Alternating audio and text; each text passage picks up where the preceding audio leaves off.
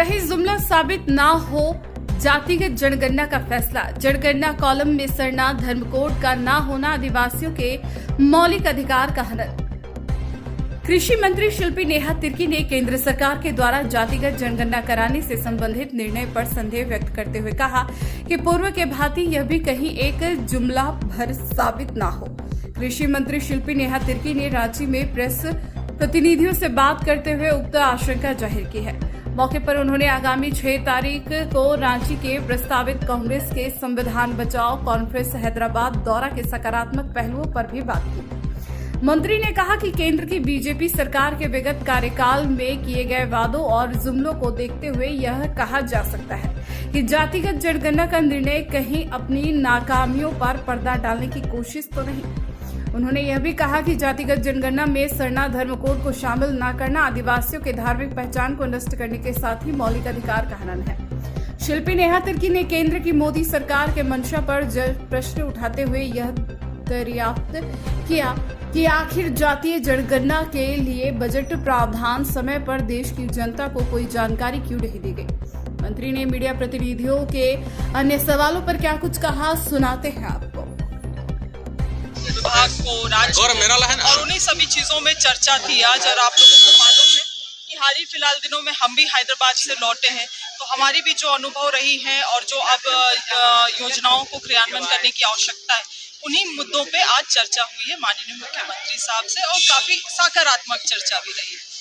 6 तारीख की रैली ऐतिहासिक होगी झारखंड कांग्रेस के। हम लोग पूरा प्रयास कर रहे हैं, झारखंड पीसीसी पूरा प्रयास कर रहा है कि इस कार्यक्रम को हम लोग ऐतिहासिक बनाएं, क्योंकि ये केवल कांग्रेस के नजरिए से अहम नहीं होने वाला है, मगर पूरे देश के नजरिए से भी बहुत अहम है, झारखंड के भी नजरिए से अहम है। हमारे राष्ट्रीय अध्यक्ष श्री खड़गे जी भी पहुंच रहे हैं, हमारे केसी वेणुगोपाल जी भी इस कार्यक्रम में पहुंच रहे हैं, तो हमारे ऊपर हमारी भी जिम्मेवारी बड़ी है कि इस कार्यक्रम को हम लोग सक्सेसफुल करें। और जो संविधान बचाओ महारैली ये कार्यक्रम हर एक राज्य में अभी किया जा रहा है, इसका एक मैसेज, उचित मैसेज लोग गांव घर में लेके जाए। मैम, इसके अलावा जो जिस तरीके से केंद्र की सरकार ने जातिगत जनगणना का निर्णय लिया है, इसी के साथ अगर सरना धर्म कोड का भी मसला सुलझ जाता तो बेहतर होता है इस जनगणना में।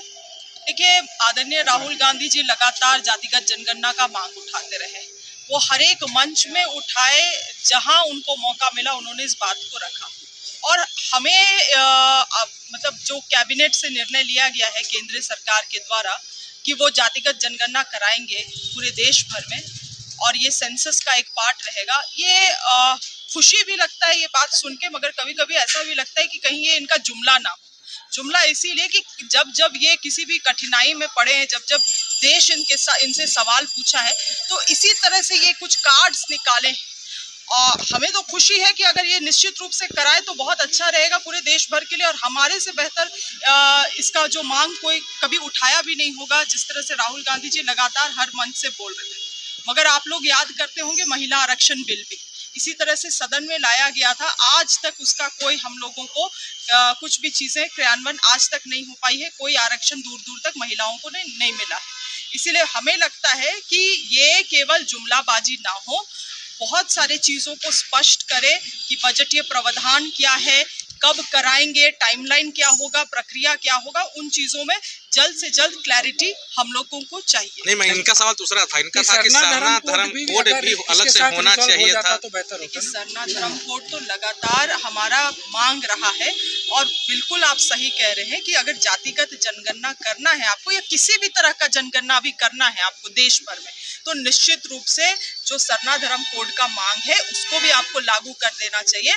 अन्यथा क्या होगा, जो वैसे धर्म लोग, आदिवासी लोग हैं जो वर्तमान में सरना धर्म का पालन कर रहे हैं, उनके पास कहीं भी कोई कॉलम नहीं बचेगा मार्क करने के लिए, तो जबरन उनको हिंदू, मुसलमान, ईसाई में करना होगा, तो ये भी जो उनका मौलिक अधिकार है उसका हनन होगा, तो निश्चित रूप से होना चाहिए।